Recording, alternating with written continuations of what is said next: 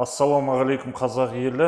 Біз бүгін Алматы облысы Еңбекшіқазақ ауданы Балтабай ауылдық округында, Балтабай ауылында Мұхамедхан Мұратхан деген бауырымыздың үйіне келіп отырмыз. Кешелі бері мен сіздерге видеоға түсіріп көрсеткен болатын. Бұл кісі мүмкіндігі шектеулі бірінші топ мүгедектігі бар азамат. Кезінде омыртқасына ота жасатып, ота сәтсіз болып, бір аяғын тізеден төмен кесіп тастаған, екінші аяғы да қазір зақымдалып жатыр. Екі бүйрегі істемей қалған, диализ алып жүр. Соған байланысты мемлекеттен берілетін көмек, арба дейді, коляска, қолмен жүргізілетін арба екен. ИПР деген бағдарлама болады. ФТЭК арқылы жасалады, учаскелік жаңағы врачтар толтыратын қағаздарды, құжаттарды рәсімдеп, осы биыл мерзімі кеп тұр екен. Электр арба алу керек. Бұл кісінің өйткені қолында қуат жоқ. Күш қуат болмағаннан кейін электр арбаға, жаңағы ИПР-ға құжаттарды рәсімдеу керек. Одан кейін бұл кісінің 10 жыл болыпты, жаңағы 3 рет санаторийға барған, жыл сайын санаторийға жаңағы жолдама берілу керек. Ол да жаңағы құжаттардың дұрыс рәсімделмеу себебінен жылда санаторийға бара алмай жүр. Баруға жаңағы шектеу бар. Сол себептен біз жаңағы тиісті органдарға өзіміздің хатымызды жолдадық. Жауабы келсе оны да жариялай жатармыз. Жалпы құжат рәсімдеу дұрыс рәсімделмегеннің себебінен осындай мүмкіндігі шектеулі адамдар дұрыс электр арбасын ала алмай жүр. Мемлекеттен жаңағы положенный нәрсесі дейміз ғой, жаңағы қажет құралдарын, арбаларын, одан кейін жаңағы жолдамаларын ала алмай жүр. Соған байланысты Мұратхан бауырымыз өзі бір айтып кетсе. Мен есімім сол Мұхамедхан Мұратхан, 1980 жылғымын. Қазіргі тұрған жерім Еңбекшіқазақ ауданы Балтабай ауылында тұрамын.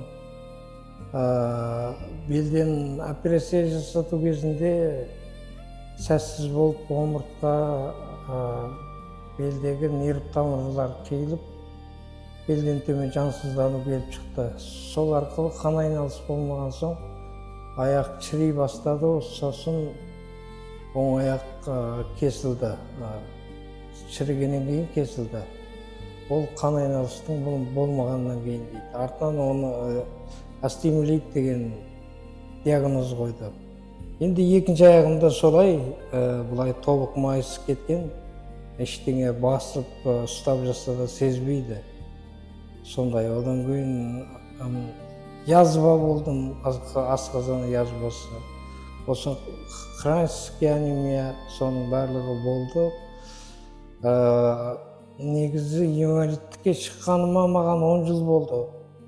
Сонда менің қазіргі айтайын деп отырғаным, сол 10 жыл ішінде 3 рет санаторийға бардым.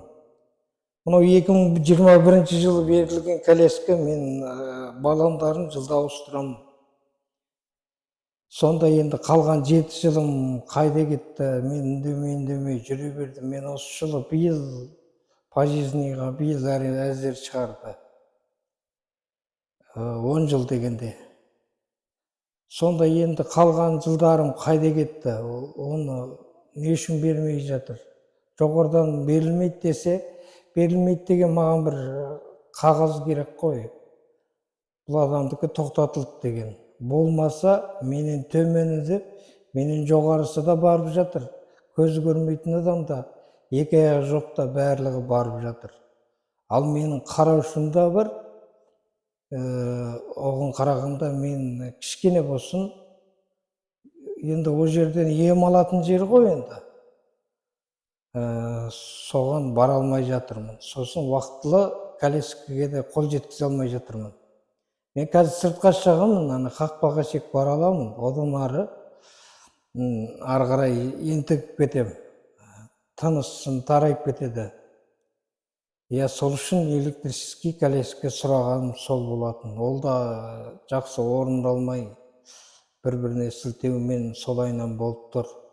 Жақында екі бүйрегімде істемей қалды. Анемия болғандықтан диализге кіруге болмайды екен, қанды көтеру керек екен. Көтергенде енді менде ондай бір әпте жоқ, сондықтан көтерілмей де жатыр. Соның қолда күш жоқ болғандықтан сол негізгі нәрсем сол енді электрический коляска емес, санаториум, соны жоқтап отырмын.